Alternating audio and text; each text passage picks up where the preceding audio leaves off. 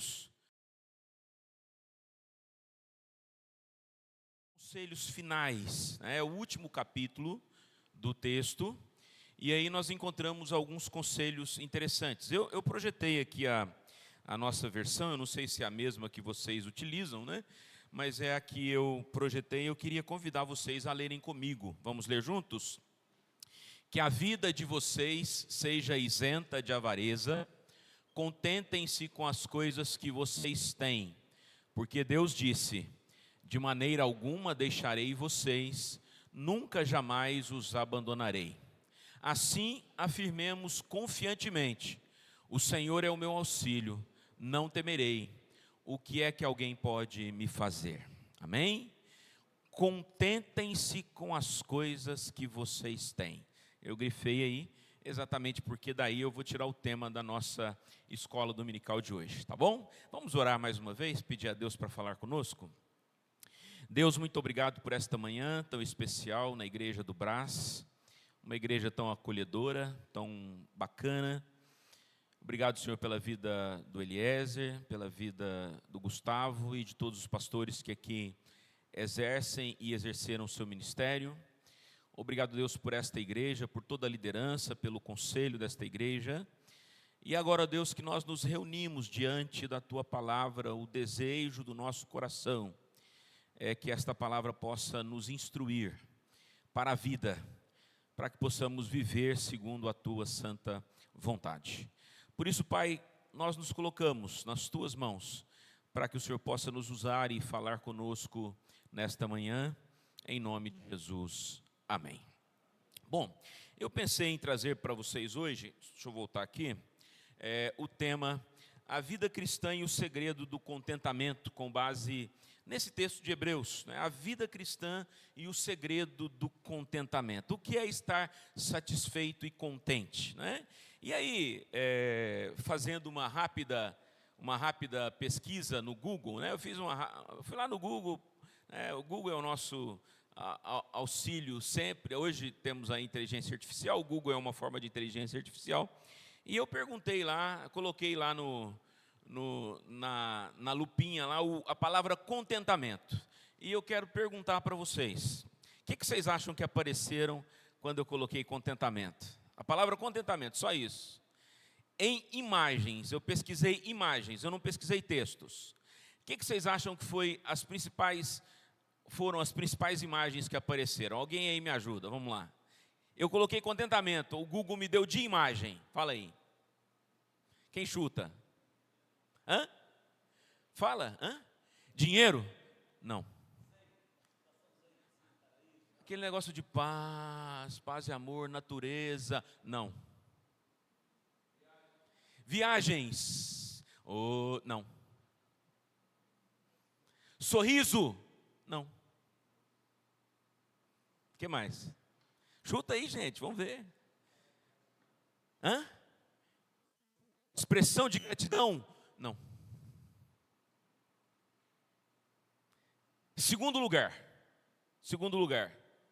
ganhou os emojis, que tem a ver com o que você falou. Em segundo lugar, as imagens que mais apareceram foram essas carinhas, né? Tristinha e alegrinha, né?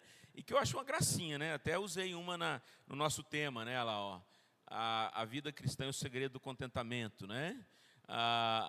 Olha só que bacaninha, né? Bonitinho, né? Todo mundo triste, mas quem está contente está feliz. É o sorrisinho. Esse foi o segundo lugar, foi o que mais apareceu. Mas o que mais apareceu em imagens foi... Eu tenho que ir para frente, né? Eu estou voltando para trás, né?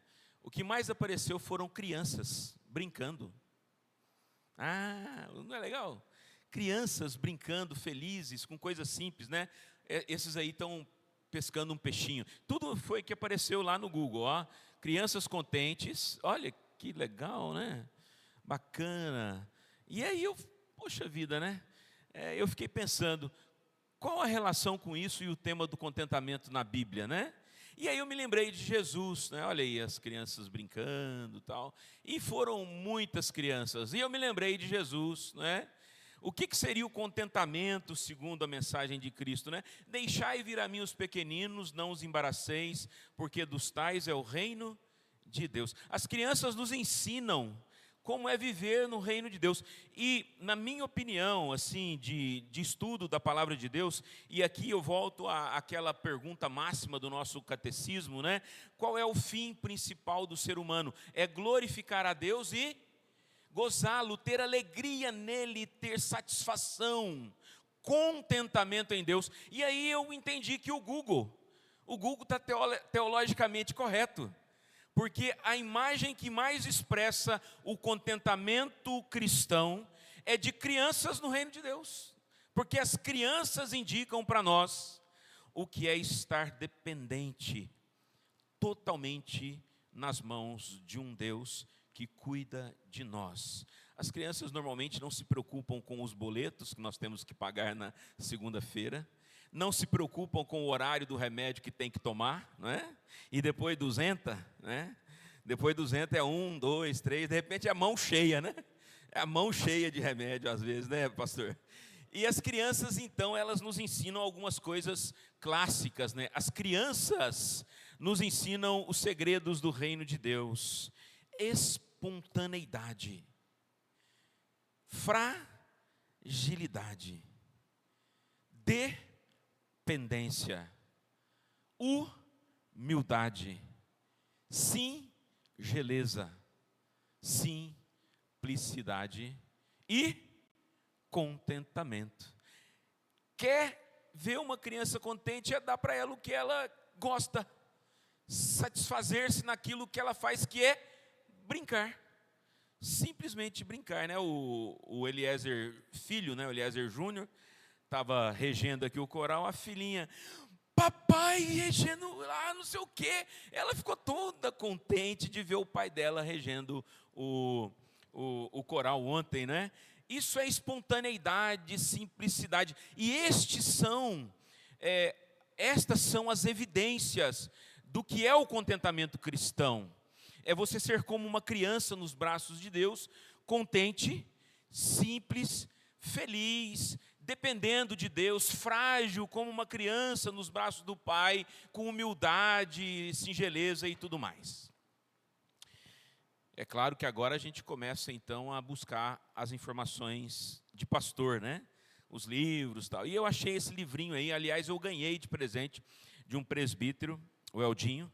Ele me deu esse livro aí, O Segredo do Contentamento, que foi de onde eu peguei o tema da nossa mensagem hoje, né?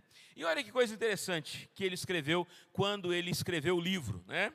Dá uma olhadinha aí. Eu resolvi, né? Eu decidi escrever um livro sobre contentamento, não por tê-lo alcançado plenamente, ou por me considerar a pessoa mais satisfeita do mundo. Pelo contrário, eu comecei a estudar sobre o contentamento, ou escrever sobre o contentamento, porque eu estou frequentemente descontente. Vejam bem o que ele está falando. Eu não escrevi sobre contentamento, eu não estudei o contentamento, porque eu sou uma pessoa contente, porque eu tenho contentamento. Pelo contrário, é porque eu sempre estou descontente. Lá em Minas Gerais, a gente come muito pão de queijo, com pernil, tá? Pão de queijo com pernil, assado, uma delícia. É bom, é maravilhoso, uai, né? E os porcos nossos lá falam tudo uai, né? Porque Minas Gerais. Só que, por exemplo, você convida uma pessoa na tua casa para comer pão de queijo com pernil, a coisa mais gostosa que a gente come lá. A pessoa olha para você e fala assim, não tem uma maionese, não? Salada de maionese. Pô, você está dando pão de queijo e pernil, a pessoa fala assim, nossa, se tivesse uma maionese, ficaria melhor, não ficaria? Aí você serve Fanta. Fanta uva, Fanta laranja.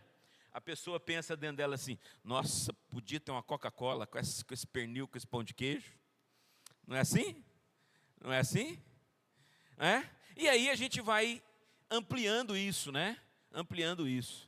Você compra um Uno. Ainda tem Uno? Tem, né? Aí você compra um Uno. Né? Aí você acabou de comprar o Uno. Primeiro carro seu, porque o meu primeiro carro foi o Uno. Fiquei super feliz, né? Aí o meu cunhado, o primeiro carro dele foi um Escort XR3. Eu todo com Uno, meu cunhado com Escort XR3. Puxa vida, né? Lembram do Pentium 286? Quem lembra disso? Pentium 286. O Eliezer lembra, o pessoal mais velho lembra, lá atrás está lembrando. Você lembra o que era o Pentium 286? Era o computador. Foi o meu primeiro computador. E eu assinava a revista Veja. Isso faz tempo, né?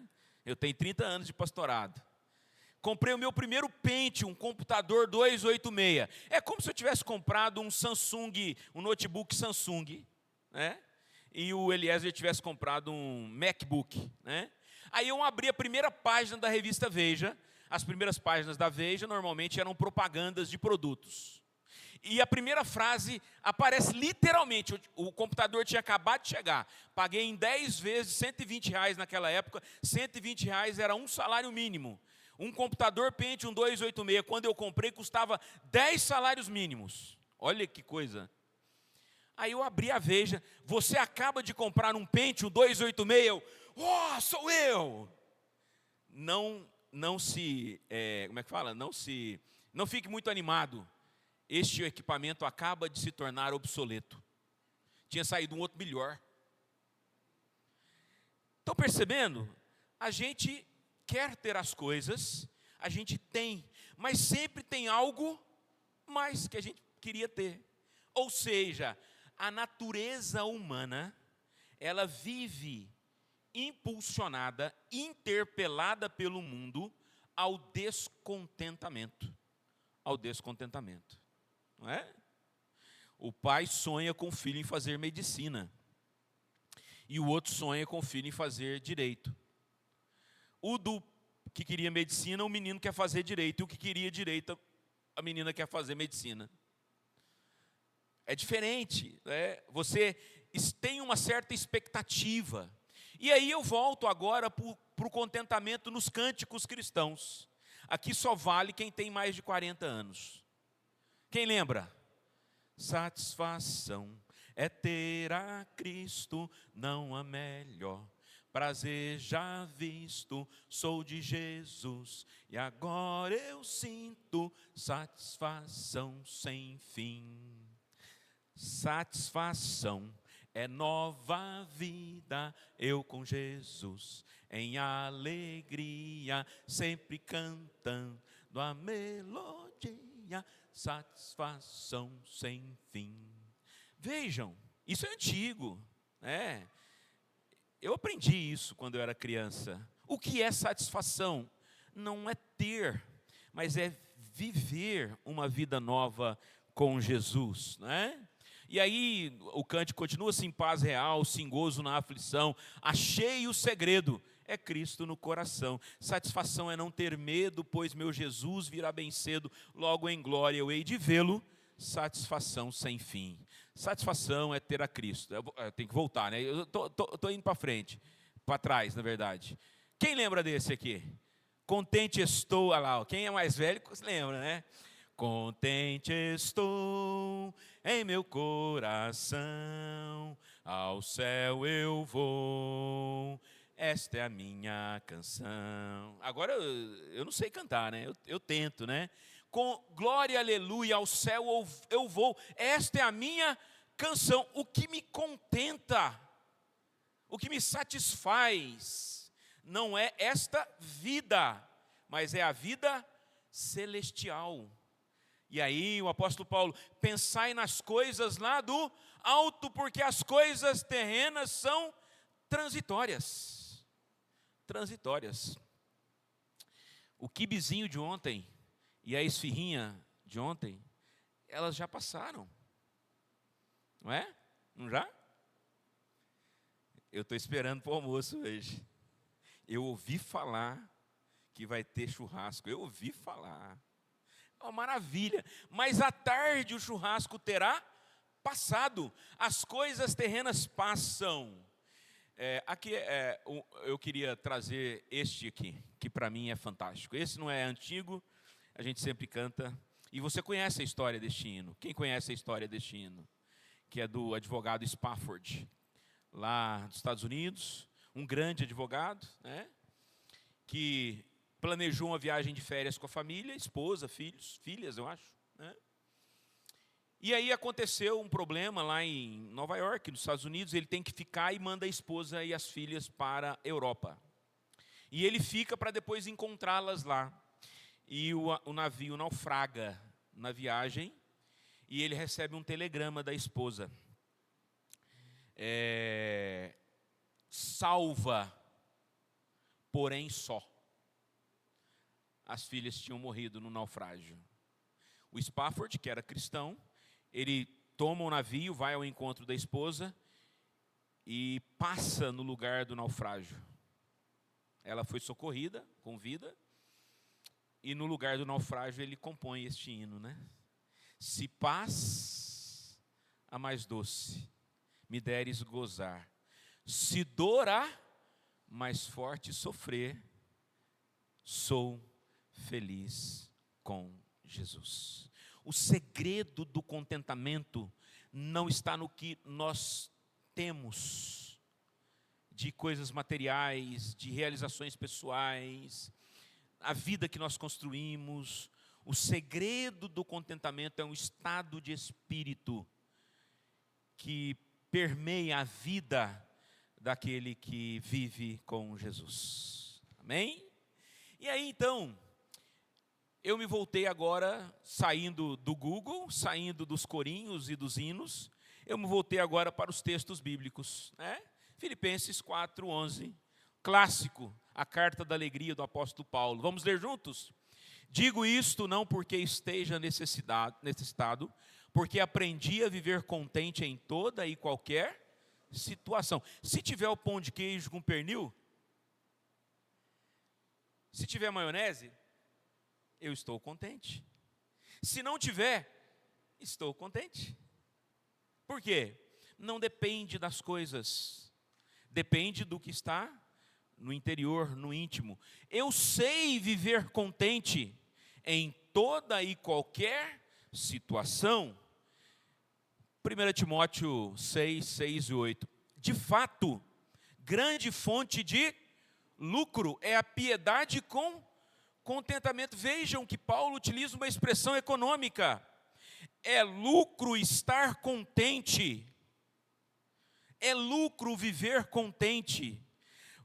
Lucro não é ter, mas é viver uma piedade com contentamento.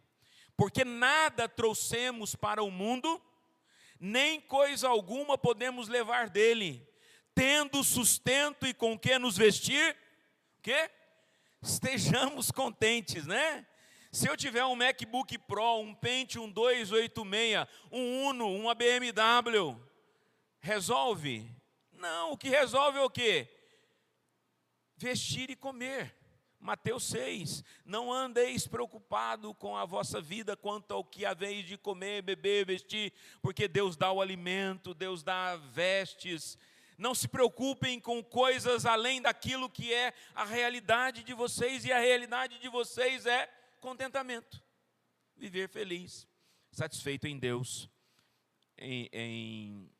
porque você não traz nada para o mundo e você não vai levar nada dele. Vocês sabem, em São Paulo é complicado a gente contar piada de procedências, né?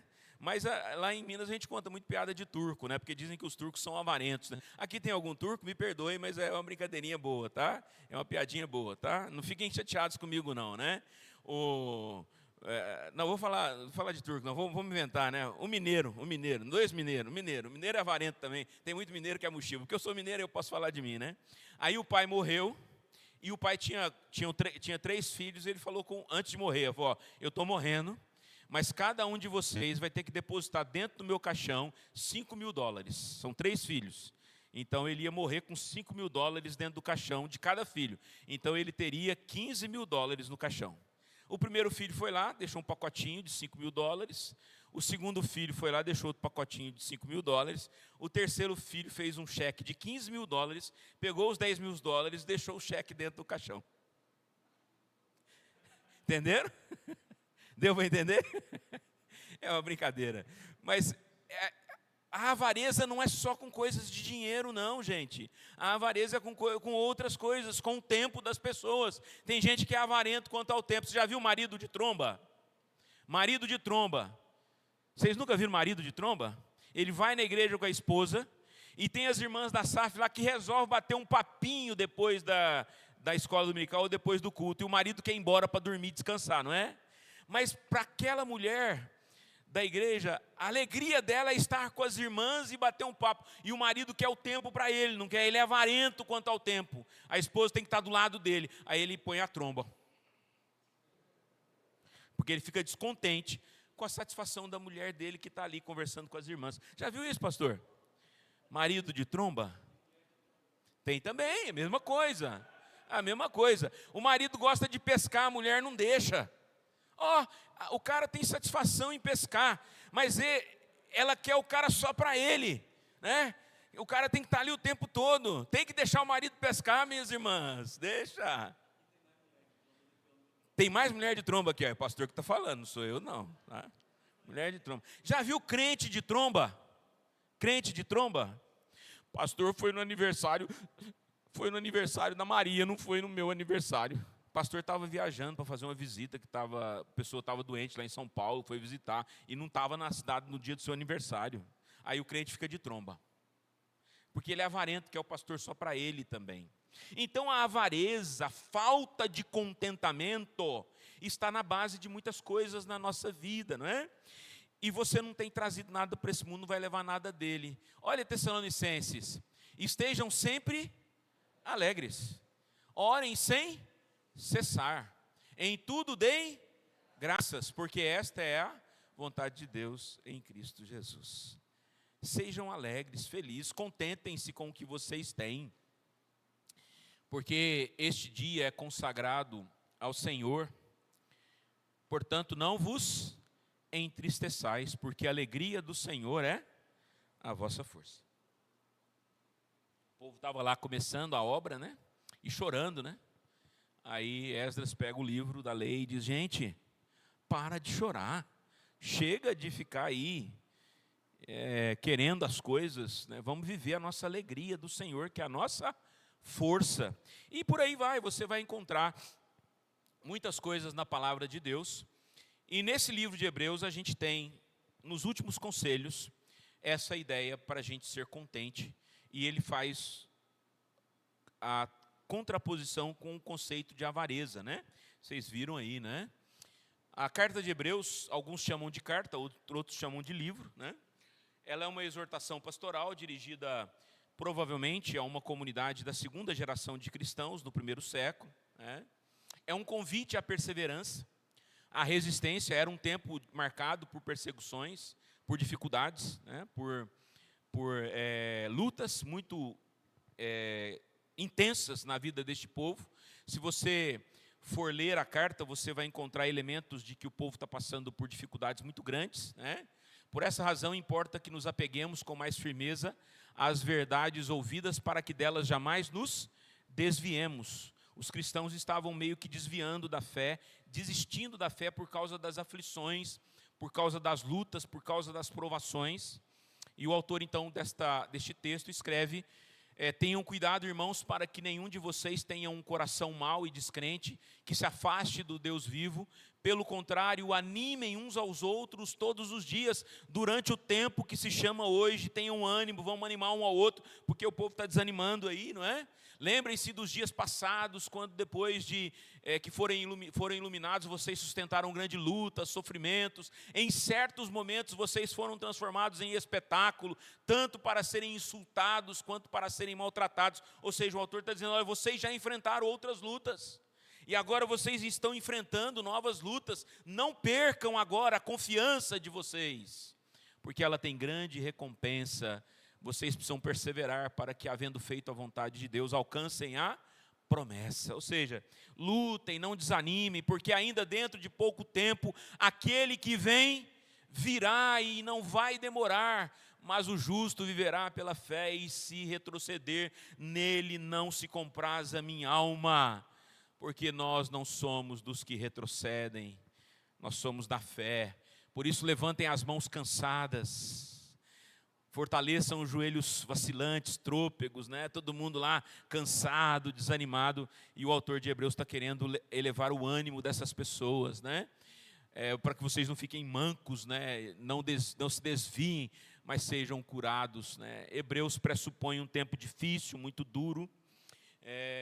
Esses cristãos estão passando por muitas provas, por causa do testemunho cristão. E provavelmente eles já estariam vendo irmãos deles morrerem por causa da fé. Provavelmente numa segunda geração de cristãos, a carreira cristã estava ficando muito pesada, muito difícil.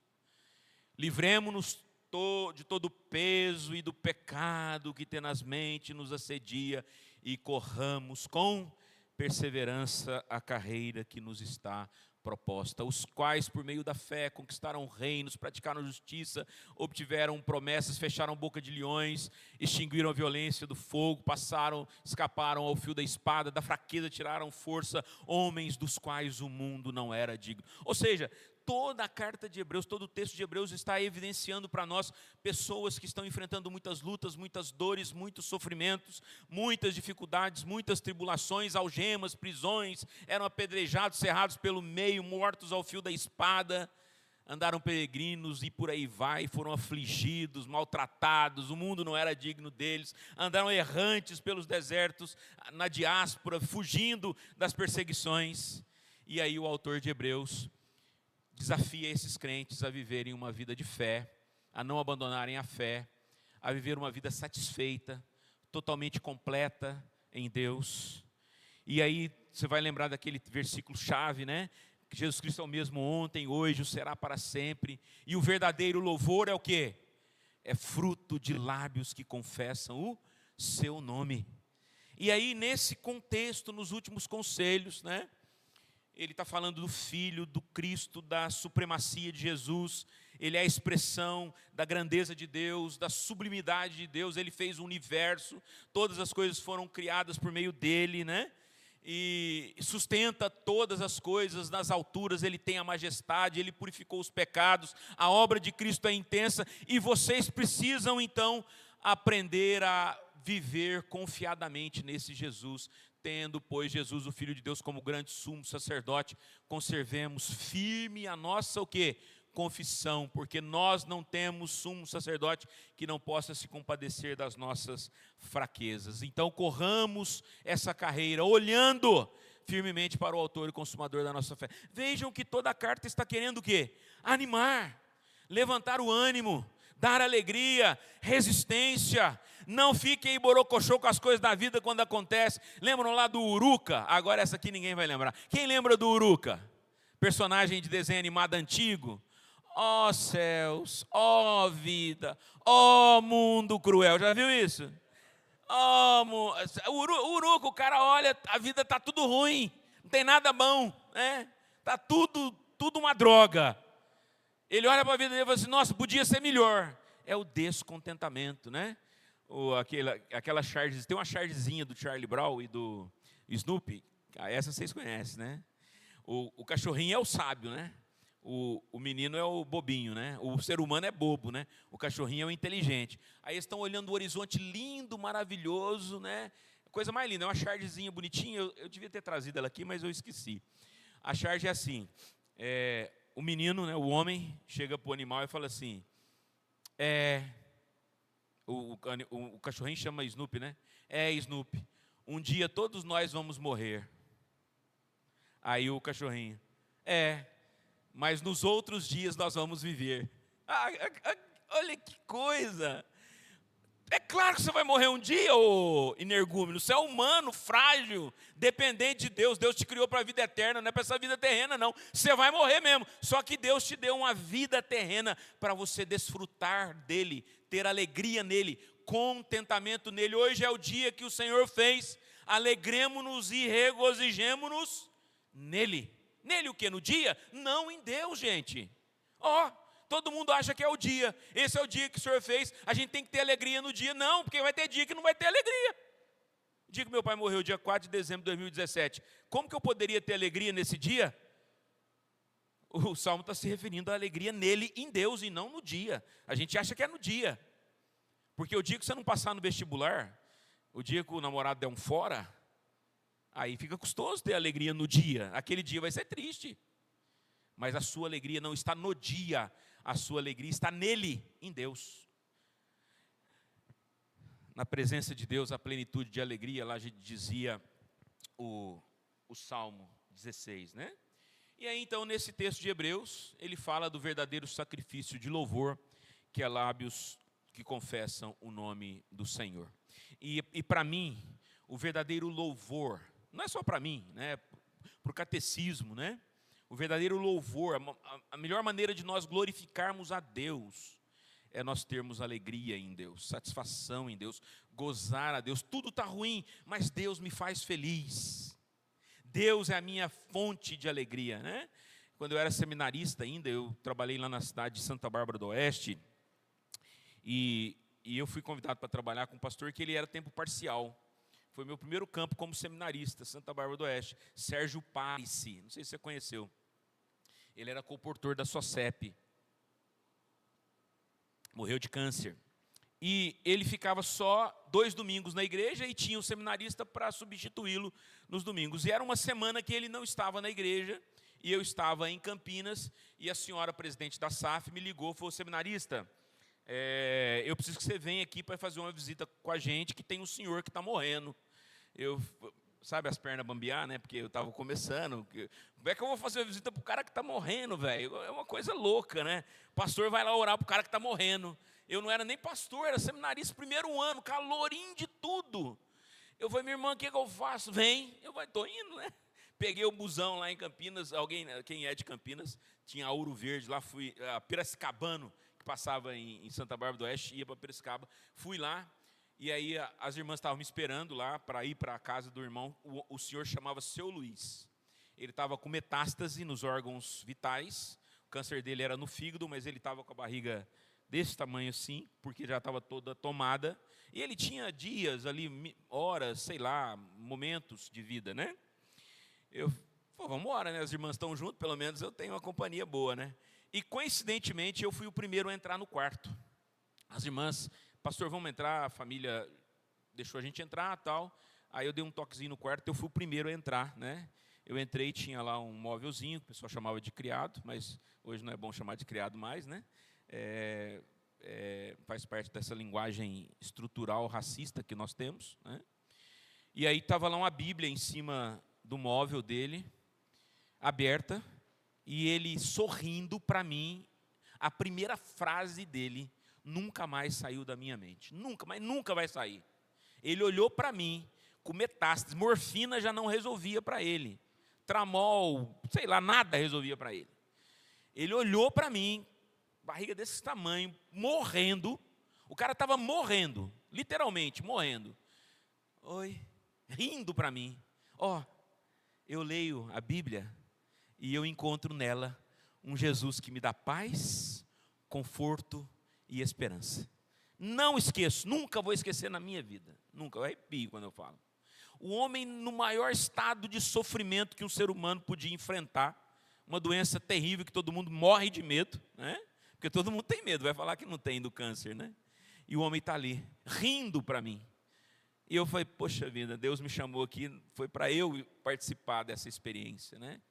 O verdadeiro contentamento está na pessoa que se encontra com Deus, né? Que tem um encontro verdadeiro com Deus, né? Conservem-se livres do amor ao dinheiro, da avareza, vivam contente com o que vocês têm, vivam contente com a vida de vocês, porque o que vocês têm, ninguém que não tem Cristo tem. Nós temos aquele que é a fonte de toda alegria, de todo contentamento, de toda energia, de todo amor, de toda graça, de todo perdão e da vida eterna, que é o nosso Deus.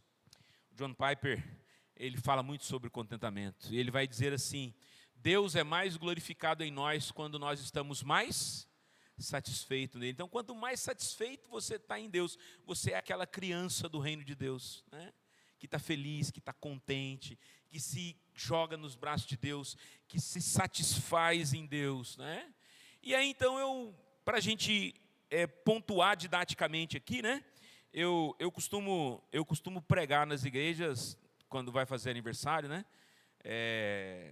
Lá em Poços de Caldas a igreja estava fazendo 12 anos. Meu sermão tinha 12 pontos. Aqui a igreja está fazendo 112 anos. Até a semana que vem, né? É brincadeira, né? Então eu separei aqui algumas verdades sobre o contentamento para a gente levar para casa, bem de forma didática, né? Para você não esquecer, tá? Algumas verdades sobre o contentamento. E a primeira verdade, irmãos, que é fatal, e isso é fantástico, porque o descontentamento é uma tentação. Tá? O descontentamento é uma tentação. Não precisamos ir longe, não precisamos ir longe. Eu coloquei lá o símbolozinho da maçã, né? Que é a expressão da serpente tentando Eva, né? Oferecendo para ela o fruto proibido, né? Olha, vocês lembram como é que foi a conversinha da serpente com Eva? Você sabe por que Deus falou para você não comer dessa fruta aí? Porque senão você vai ser igual a ele. Então, o que o diabo está colocando na cabeça humana é o descontentamento de ser quem ele é. Vocês lembram lá da tentação de Jesus? Você não é filho de Deus? Se você é filho de Deus, qual que é a pulguinha atrás da orelha que o diabo está tentando colocar em Jesus? Para que ele não fique insatisfeito com aquilo que ele tem, com aquilo que ele é. Então o diabo está dizendo assim, se você fosse realmente filho de Deus, você não ia passar por essas coisas aí, não, 40 dias com fome. Se você fosse filho de Deus, você ia ser glorificado, velho. Eu te dou todos os reinos do mundo, todo mundo vai bater palma para você vai fazer o maior sucesso, né? Você vai arrebentar a boca do balão, como dizia lá, não sei aonde que era isso, inventaram essa expressão. Ou seja, você vai, o que Deus falou para Jeremias, né? Você vai plantar, vai arrancar, vai destruir, vai construir. E aí Jeremias passa 40 anos sofrendo. E ele chega para Deus, Jeremias tem uma coragem. A nossa tradução, ela é a Ara, né? A nossa tradução coloca lá, ludibriaste-me, Senhor, e ludibriado fiquei. Algumas trazem, persuadiste-me, Senhor, e persuadido fiquei. Porque o João Ferreira de Almeida e os tradutores não tiveram coragem de traduzir o hebraico verdadeiro. Porque lá no verdadeiro mesmo, Jeremias está dizendo para Deus, o Senhor me enganou. O Senhor mentiu para mim. Jeremias está falando isso para Deus, porque Deus falou para ele, tua vida vai ser de um profeta que vai arrancar, derrubar, construir. O cara vai para a cisterna, os profetas amigos dele o traem, ninguém escuta o que ele fala, ele ora 3 vezes a Deus, pedindo para Deus mudar uma coisa, Deus responde não. Só que ele, em um momento de consciência, ele olha para toda a realidade dele, ele fala assim, olha, eu preferia ter morrido no ventre da minha mãe. Maldito aquele que contou para o meu pai que te nasceu um filho homem. Mas aí ele continua falando, Senhor, o Senhor é para mim um ilusório ribeiro, águas nas quais eu não posso confiar. Eu achei que era uma coisa, mas era outra. Só que ele continua fazendo a reflexão. E ele vai fazendo, ele vai questionando Deus, vai questionando Deus. Aí lá no finalzinho, ele coloca uma palavrinha chamada mas. Uma conjunção adversativa, é isso?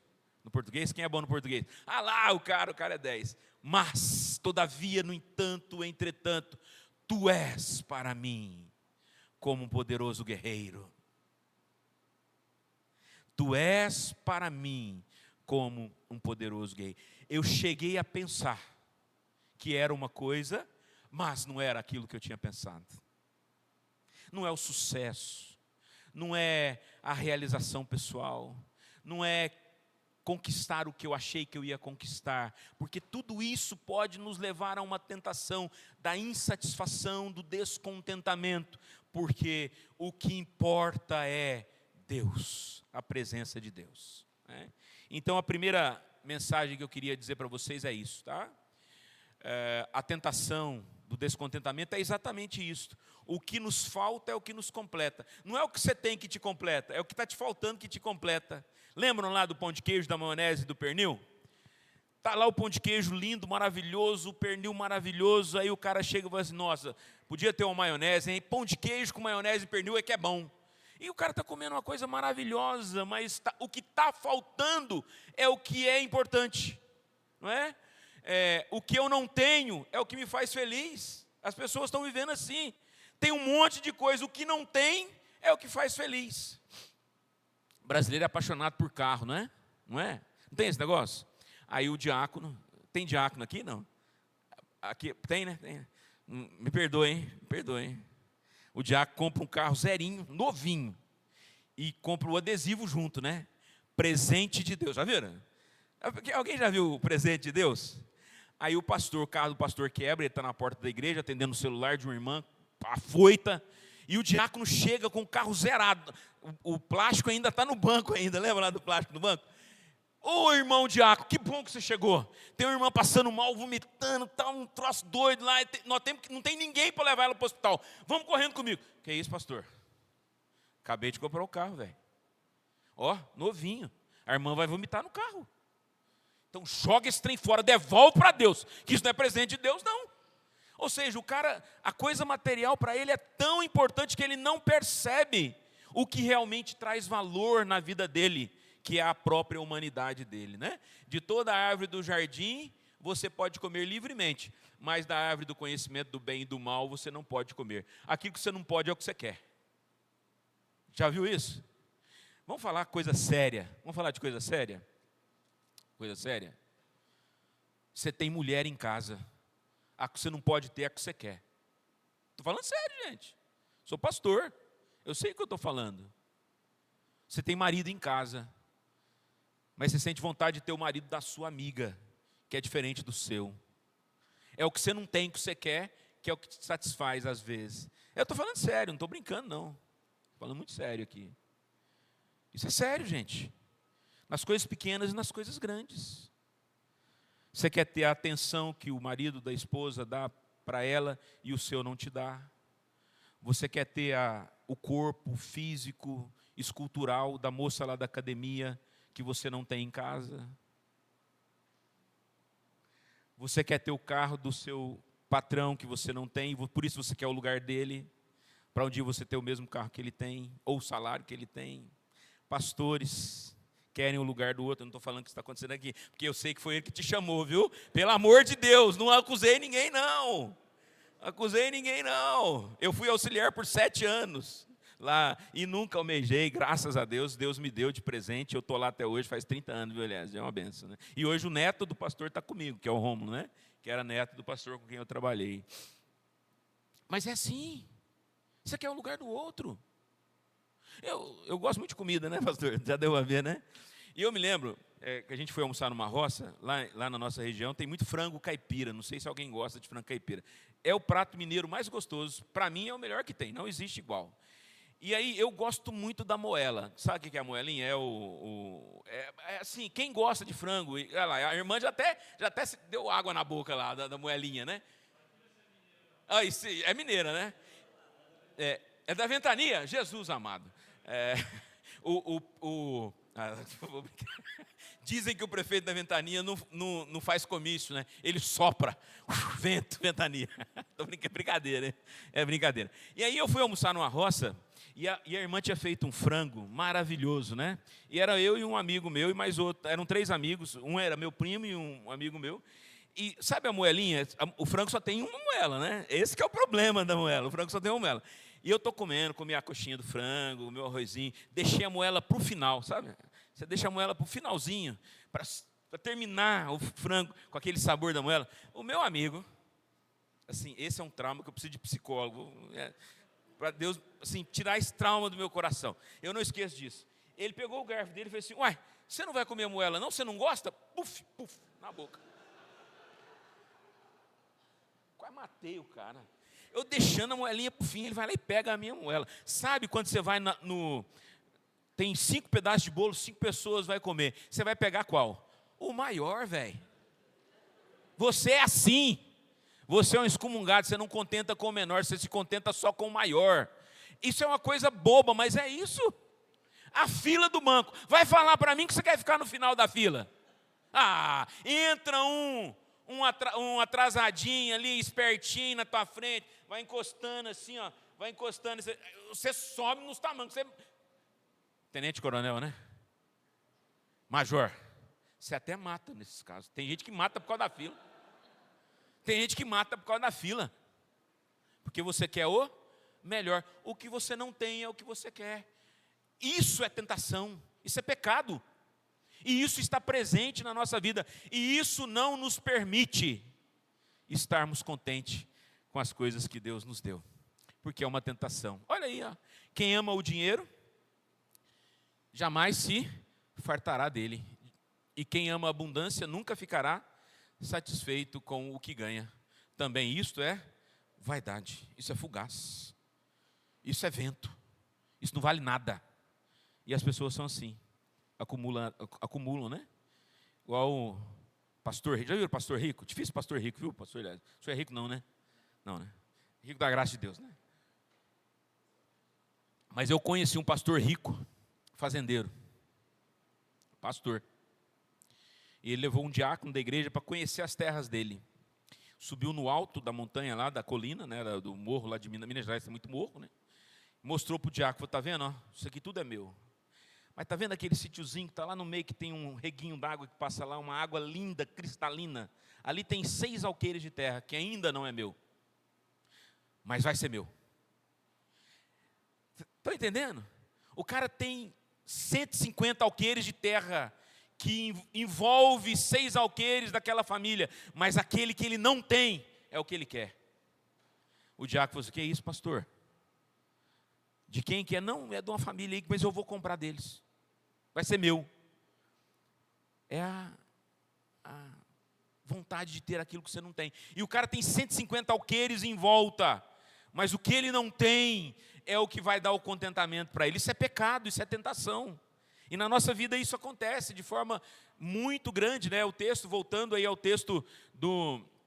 Por isso que o negócio do dinheiro, riqueza, é complicado esse trem. E é verdade, Jesus falou muito de dinheiro na Bíblia, né? Aliás, vocês sabem que Jesus falou mais de dinheiro do que de perdão, do que de amor, do que de outros ensinos. A palavra dinheiro para Jesus é uma coisa recorrente. Riqueza, bem, posse, ter, não ter. Então, um dos ensinos de Jesus. E o apóstolo Paulo fala, né? Os que querem ficar ricos. E aqui a gente poderia aplicar não só para a questão financeira. Os que querem muito caem em ciladas, né? Ciladas. E podem se arruinar em perdição. A partir do momento da tentação do Éden, o descontentamento se tornou uma inclinação natural do ser humano. Provar, experimentar o que eu não tenho, o que eu não posso, me completa. Você é adolescente, né? Eu já fui. Por várias razões, não vou dizer que fumar é pecado, né? Depende do coração da pessoa. Mas a gente é adolescente, a gente fica com vontade de experimentar um cigarrinho. Eu estou sendo sincero com vocês. Vocês vão me perdoar? Eu tinha vontade. Até o dia que meu pai chegou para mim e falou assim, ó, eu fumei por não sei quantos anos, e eu só parei porque eu vi amigos meus morrendo de efizema pulmonar. Mas quando você é adolescente, você fica doidinho para fumar um cigarrinho. Lembram estou falando isso porque tem adolescentes aqui.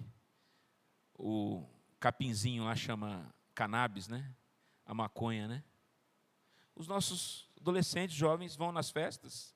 Aquilo que ele não pode, aquilo que ele não tem, ele sabe que não pode, mas aquilo que instiga o coração dele para ter, porque isso é o que está na base de toda a tentação, é o que você não tem e o que você quer. E isso não é só em termos de pecado moral, é em tudo, até na relação de tempo com as pessoas. A pessoa não pode te dar o tempo e você briga com ela porque você quer o tempo daquela pessoa na hora que você quer, e ela não te dá porque ela não pode te dar ali naquele momento. Mas você quer, e você acha que se você tiver o tempo dela, aquilo vai resolver o seu problema ali naquele momento. E não vai. Porque isso, na verdade, o que está dentro do seu coração é só um descontentamento. Porque você queria mais. Eu gosto muito de música, né? Tudo, viu? Até que não é de crente, viu, Júnior? Você deve conhecer a banda Ira. Sabe a música Eu Quero Sempre Mais? É. Ele fala... Eu tento acordar dos meus desejos, dos meus sonhos, mas a realidade que vem depois não é bem aquela que eu planejei. Eu quero sempre mais. Eu tento acordar dessa realidade que a todo dia está dizendo para mim, olha, você não é satisfeito, você precisa de mais, você precisa de mais. Mas eu tento. Mas a realidade que vem não é aquilo que eu planejei. O apóstolo Paulo, o que eu quero eu não faço, o que eu quero eu não faço, o que eu não quero eu faço. Eu não queria querer mais, mas eu quero sempre mais. Essa é a tentação que está na base do Éden, está lá, não é? E aí nós vivemos numa sociedade que impulsiona isso, né? É o grande problema do capitalismo, do consumismo, né? Você está em casa mexendo no seu computador, você está conectado lá na sua rede, você tem o seu Google que está lá, é sincronizado. Você fala com a esposa, o computador está ligado. Nossa, eu queria um tênis Adidas, estou precisando comprar um tênis. Aí você vai trabalhar, eu chego lá na igreja, eu ligo meu computador, está sincronizado, né, a minha rede, aparece a propaganda do tênis da Adidas. Você não tem ainda, hein? Você está insatisfeito, você precisa ter. Acontece isso com vocês? Já aconteceram? Isso acontece. A nossa sociedade nos faz isso, a obsolescência programada, já ouviu falar? O negócio é feito para perder um prazo, né? O celular, né? O celular. Preciso comprar outro. O cara tem um iPhone 14, velho. 256 de memória. Aí sai o 17. Até baba de vontade de comprar. 15 mangos. O cara tem um que custou 8, 9 mais ou menos, né? Ele quer o de 15. Acontece isso com vocês? Não vou falar aqui, não vou pedir para ninguém falar, não. Mas acontece, gente, com as coisas materiais. Olha que interessante, né? Está na moda do presidente dos Estados Unidos, né? O Donald Trump, né? Ele quer sempre mal um pouquinho também, né? Olha esse cara aqui. Vocês sabem, né, que a família Rockefeller, alguém lembra da família Rockefeller? Foi considerada, no período deles, a família mais rica dos Estados Unidos. Um deles, o Nelson Rockefeller, que foi vice-presidente entre 1974 e 1977, na época, ele fazia parte da família mais rica dos Estados Unidos. Não estou falando da família mais rica de Passos aqui, não, que tem a ver com o Banco Itaú. De São Paulo, de Brasil, que depois do Vorcado, né? Aí a família do Banco Itaú lá. Eu estou falando da família mais rica do país mais rico do mundo. Pensa quanto de dinheiro que esse cara tinha. Imagine na cabeça de vocês quanto que ele tinha. O Vorcado tem uma mansão na Rússia que custa 200 milhões de dólares. Na Rússia. Sabem disso? Não? E ninguém conhecia o Vorcado, né? De repente o cara aparece aí, né? Meu Deus. Perguntaram para ele, quanto dinheiro é necessário para fazer alguém feliz? A resposta dele, só um pouco mais. Para quem tem muito, um pouco mais. Para quem tem pouco, um pouco mais. Eu nunca estou satisfeito, eu sempre estou querendo mais. Aí, não vou ler, você lembra da palavra do louco, né? O cara que queria tudo, queria sempre mais, abundância de bens, né? Não se deixem dominar por qualquer tipo de ganância, não é só ganância com relação a dinheiro, tá? Aqui eu vou deixar o texto para vocês aí. Então, a primeira mensagem, o descontentamento é uma tentação, é um perigo, é um risco. Por outro lado, o contentamento deve ser um objetivo da nossa vida, um alvo, certo? O descontentamento é uma tentação. Se é uma tentação, eu tenho que lutar contra ela. E por isso, o contentamento é um alvo, é um objetivo de vida. Eu tenho que tentar me satisfazer com as coisas que Deus tem me dado. E isso é um objetivo de vida cristão, que nós encontramos na palavra de Deus. Digo isto, não porque esteja necessitado, porque eu, o quê? Aprendi a viver contente em toda e qualquer situação. Nós tivemos a oportunidade de conversar muito sobre os nossos pais. Eu não conversei muito sobre o meu pai, você conversou mais sobre o seu.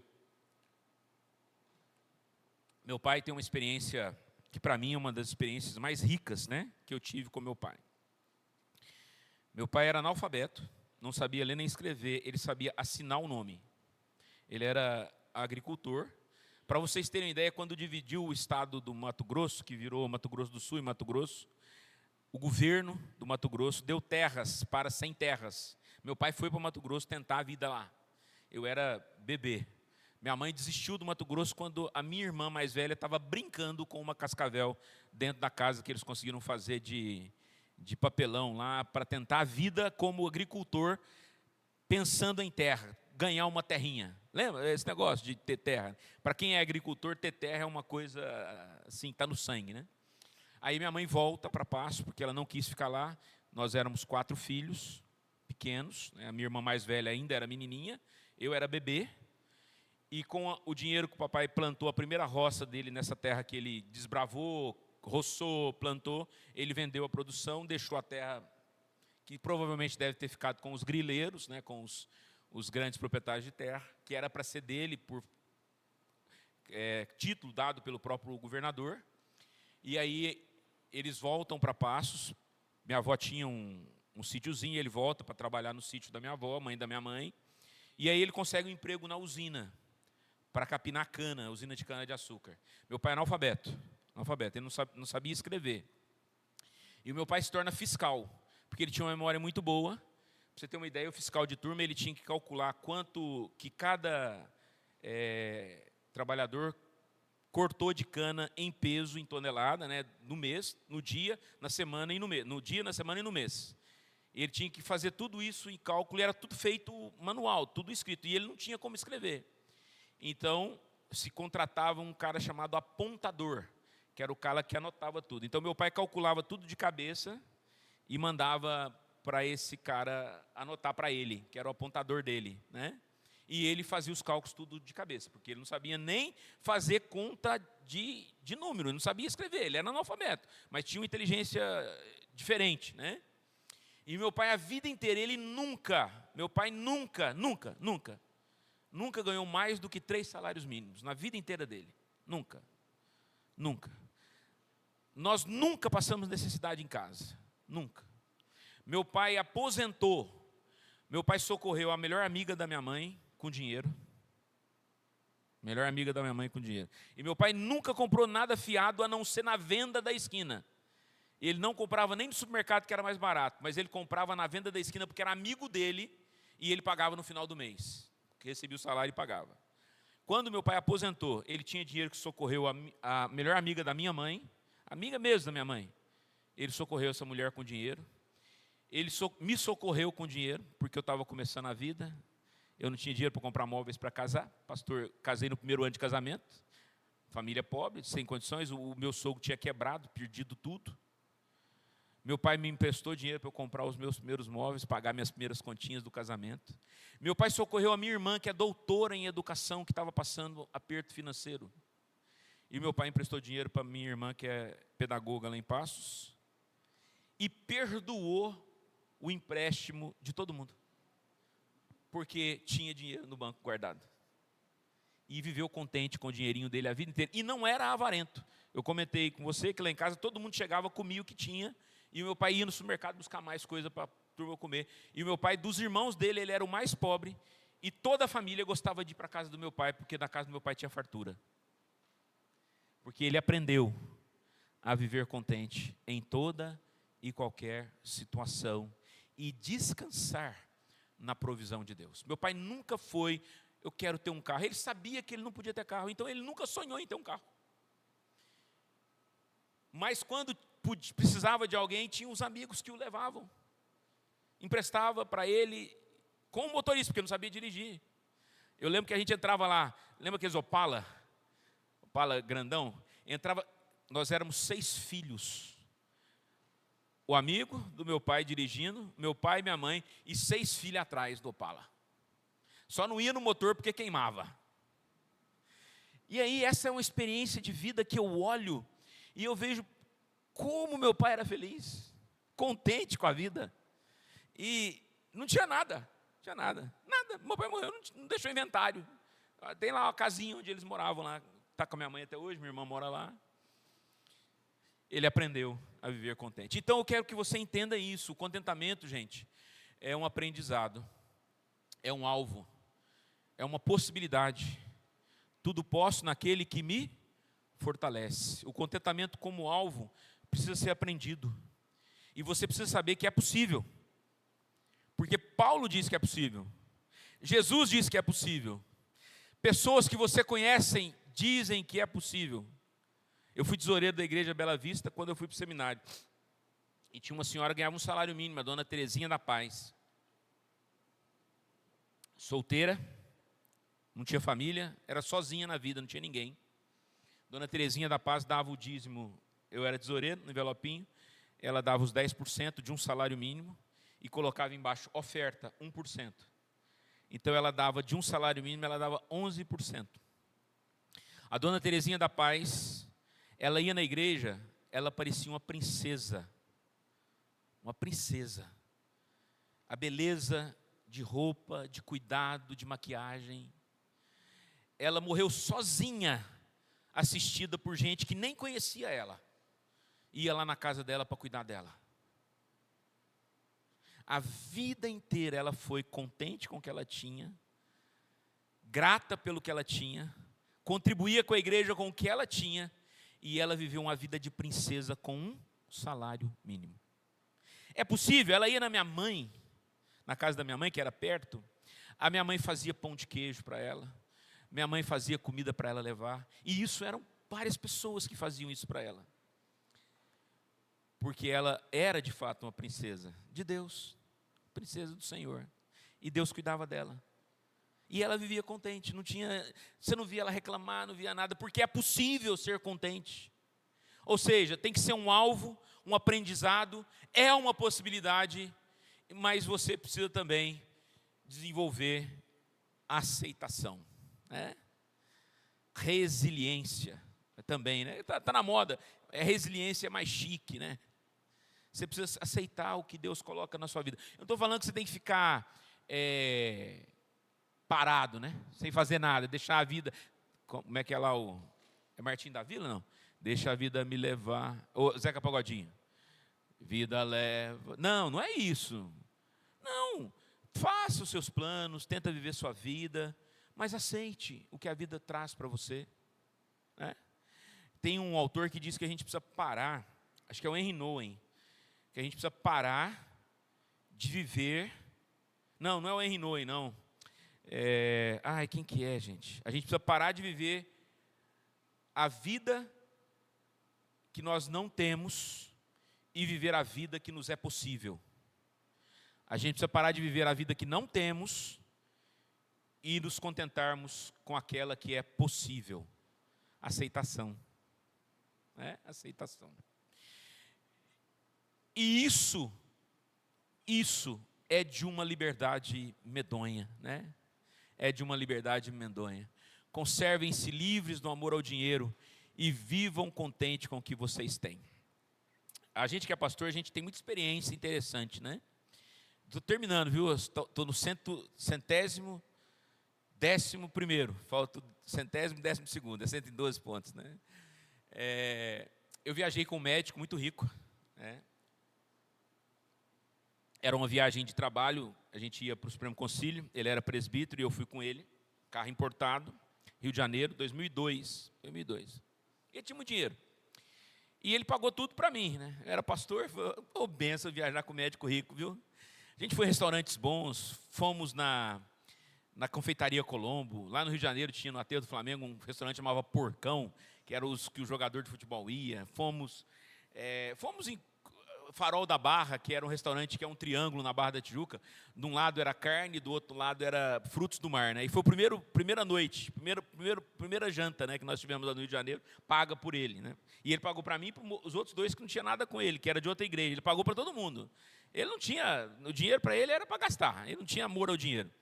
E aí eu me lembro que ele chegou para mim e falou: reverendo, o que o senhor quer comer? Frutos do mar ou churrasco? Aí eu fui lá no cardápio e vi o preço do frutos do mar e vi o preço da carne, que era rodízio de frutos do mar. Então, se fosse hoje, mais ou menos assim, R$200 carne, 350 frutos do mar por pessoa. Era um restaurante desse valor. Eu botei a mão no bolso assim, salário novo, estava começando o pastorado, já tinha uns 4 anos de pastorado. Falei: doutor, o meu dinheiro dá para churrasco e olha lá, hein? Mais ou menos. Eu não estou perguntando o que você pode pagar, eu estou perguntando se você quer comer.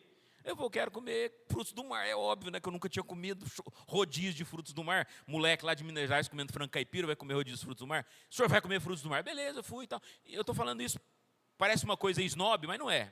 Que eu vou contar a história que vale a pena. A história que vale a pena foi o restaurante mais barato que nós comemos. Chamava Espaguetilândia, no centro do Rio de Janeiro. Sabe quanto custou o meu almoço? Nesse 2002, R$16 custou o meu almoço. O do porcão custou 150. O lugar mais gostoso que nós comemos custou R$16 o meu almoço, que ele pagou também. Mas tinha uma coisa interessante. Ele sentou, ele achou, nós andamos no centro a pé, ele conhecia o Rio de Janeiro, fazia muito tempo que eu não ia lá, e ele queria achar esse restaurante, chamava Espaguetilândia. Ele acreditava que nem existia o restaurante, porque era do tempo dele que ele estudou no Rio de Janeiro com a mulher dele, a dona Andréia. Você lembra disso? E ele achou o restaurante, ficou super feliz, nós entramos, sentamos. Eu falei, não é possível que o doutor Nathanael vai comer arroz. Já ouviu falar do comercial? Arroz, feijão, batata frita, um bifezinho a cavalo e um zoiudo, um ovo em cima. É o ovo. Eu falei, não é possível que o doutor Nathanael, rico desse jeito, vai comer nesse restaurante. Aí ele senta, lembra do celular bolachão, aquele grandão, que você desdobrava assim, parecia um rádio? Ele liga, Andréia, e as lágrimas começaram a escorrer. Você não adivinha onde eu estou. E as lágrimas escorrendo. Eu estou na Espaguetilândia. Parecia que ele estava no restaurante francês. Eu estou na Espaguetilândia. E aí eu escutei os risos da dona Andréia. A dona Andréia hoje está com 90 anos, é a nossa pianista. Vai fazer 90 anos agora, dia 2. E a dona Andréia rindo, Nathanael, eu não acredito que você está na Espaguetilândia, não sei o quê. Tal. Aí eu não aguentei. A hora que ele desligou, e ele pegou o lenço e enxugava ali. Eu falei, doutor, me conta o que é isso? Ele falou assim, Moisés, reverendo, me chamava de reverendo. Reverendo, esse restaurante aqui. Eu não tinha dinheiro quando eu vim aqui com a Andréia. Aqui nós namorávamos. Ela me dava o dinheiro na porta para eu pagar a conta, porque naquela época quem pagava a conta era o homem, não era a mulher, não. E para eu não passar vergonha das pessoas me verem, você pagando a conta, eu pagava a conta com o dinheiro da Andréia. E hoje eu agradeço a Deus, porque eu posso vir aqui nesse restaurante de novo. Então assim, o dinheiro é um detalhe. O mais chique no Rio de Janeiro foi o mais barato. Lembram lá do Fogaça? Vocês gostam de MasterChef, né? Menos é mais.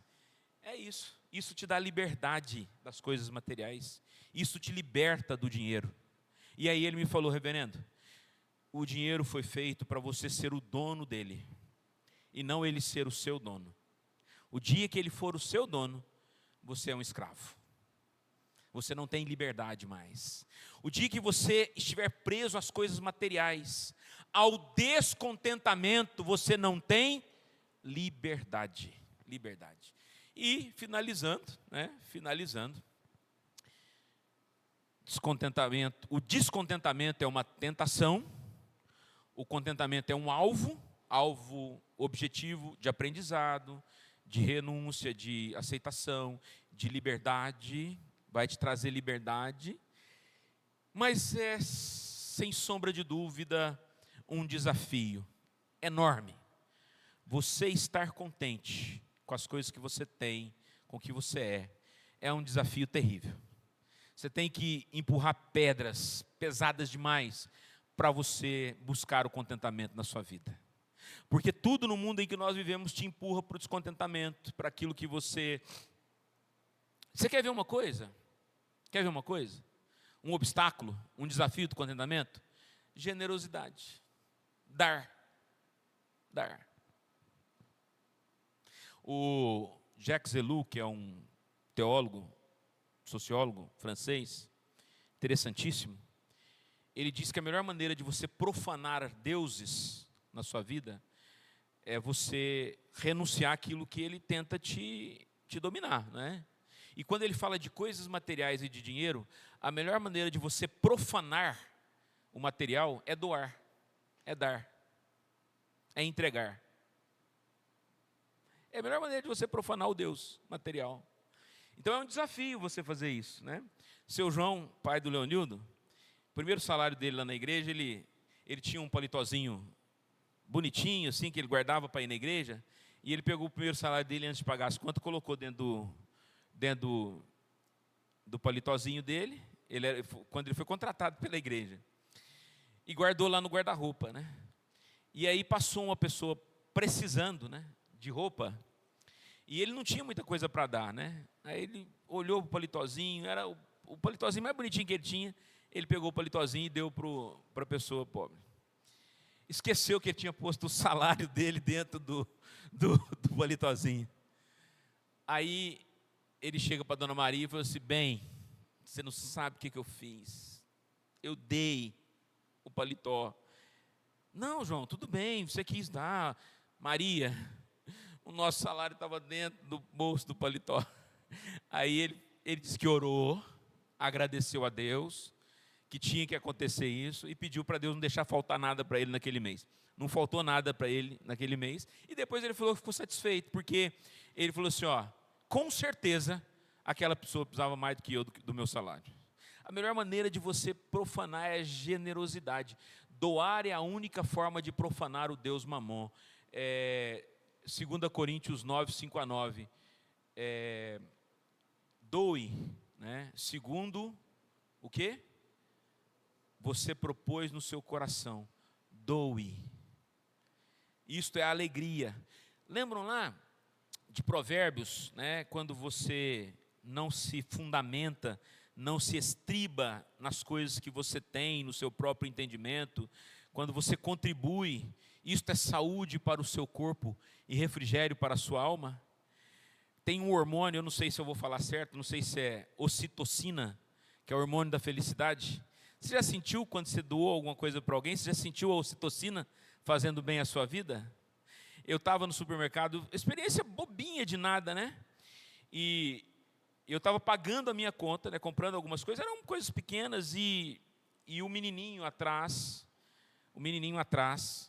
olhando para um Kinder Ovo. Você sabe o que é um Kinder Ovo? R$4, acho que é isso, né? Olhando para o Kinder Ovo, e ele fala para o pai dele: papai, compra para mim. E eu vi que o cara estava com roupa de trabalho, pedreiro, talvez servente pedreiro, né? Trabalhador, o cara estava chegando do serviço, fazendo a comprinha para o final de semana, na sexta-feira, e o menininho querendo um Kinder Ovo. Eu escutei, ele falou assim: filho, papai não pode comprar para você agora, papai não tem dinheiro. Aí eu, sem o menininho saber, eu chamei o pai e falei: você importa de eu comprar para ele? Porque tem gente que às vezes fica chateado, né? Não, tudo bem, mas não precisa, tal.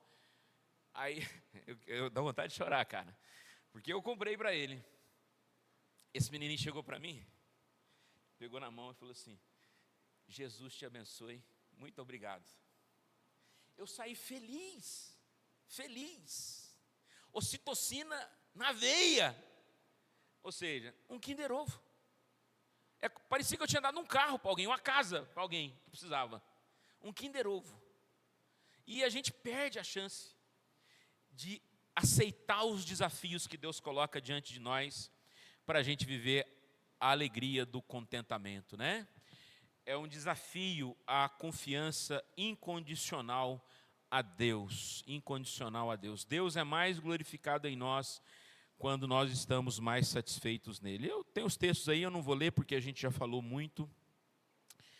Esse desafio é um desafio que a gente deve aceitar o desafio do contentamento, lutar por ele, porque isso vai fazer bem para nós, vai nos dar satisfação de viver, alegria de viver, paz na vida, né? Eu quero terminar com o Agostinho, né? Deus nos criou para Ele, e o nosso coração anda inquieto, enquanto não aprender a descansar nele, em Deus. Seja satisfeito com o que você tem, contente-se com o que você tem. Aceite que isso é uma tentação na sua vida.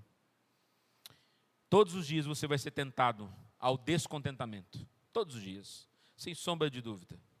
Você vai querer o ar-condicionado mais fresquinho, mais silencioso. Antes de pôr o ar-condicionado, todo mundo fala: pastor, tem que pôr ar-condicionado. Pastor, não dá para desligar o ar-condicionado agora, não? Não tem esse negócio lá na igreja? Tem. Ou seja, sempre parece que está faltando alguma coisa, sempre. E isso é tentação, gente.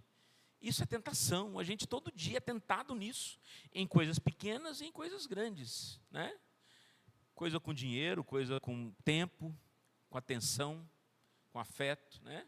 Filho que tem ciúme da mãe e o pai dá mais carinho para um no momento que ele precisa. É claro que isso tem. Tem famílias que não conseguem potencializar a atenção devida para todos, né? Mas lá em casa, por exemplo, a minha mãe ela é tendência ao sofrimento. O filho que está sofrendo mais tem mais atenção. Será que está errada? Será que ela está errada disso? E às vezes o outro fica chateado da mãe não está dando atenção, porque está dando mais atenção para quem está passando por uma dificuldade maior. E às vezes a dificuldade não é nem maior, é que para aquela pessoa a dificuldade é maior. E às vezes a gente fica chateado porque a gente queria mais atenção, não é? A gente é descontente com o que nós temos, a gente quer mais. Então a gente precisa entender que isso é uma tentação. É um alvo ao aprendizado, à aceitação, né? E também é um desafio para nós, diariamente. Mas que, quando eu encontro o caminho do contentamento, eu estou esperando o relógio dar 11 horas, mas ele nunca dá 11 horas, cara, para eu terminar. Olha lá, 10 e faz 1 hora que ele está 10 e 15. Que horas são aí? 11, vamos acabar. 11h30, meu Deus, falei demais. Me perdoe, gente, me perdoe. Está vendo? A gente quer sempre mais tempo, né? Mas eu estou ali e falo, gente, eu estou falando pouco. A culpa é do relógio, viu, pastor? É do relógio lá, 10h15. Então vamos encerrar. Queridos, viver o contentamento é uma missão de Deus na nossa vida. Amém? Vamos ficar em pé? Eu prometo que à noite eu falo menos, viu, pastor? Prometo que à noite eu falo menos, tá? Vamos orar? Agradecer a Deus? Tá. Senhor, muito obrigado por a tua palavra que nos exorta, nos edifica, mas nos coloca, ó Deus, numa situação difícil, porque nós somos desafiados a lutarmos para que a nossa vida seja uma vida de contentamento, no mundo em que nos interpela a insatisfação, a novos desejos, a achar que nós precisamos de mais. A tua palavra nos diz que nós devemos viver contentes. E queremos, ó Deus, que o Senhor nos ensine, nos exorte, nos instrua a vivermos desta maneira, com contentamento, para a honra e glória do teu nome. Que a graça de nosso Senhor e Salvador Jesus Cristo, o amor de Deus, nosso bondoso Pai, a presença do Espírito Santo de Deus, sejam sobre todos nós e sobre todo o povo de Deus, hoje e para sempre. Amém. Deus abençoe. E o relógio é culpado do almoço atrasar lá na casa do pastor, viu? Gente, foi um prazer estar com vocês. Desculpe ter falado muito, mas é a primeira vez eu tenho que falar muito. Tem jeito não, depois eu falo menos, tá? Um abraço, viu? Muito obrigado, pastor.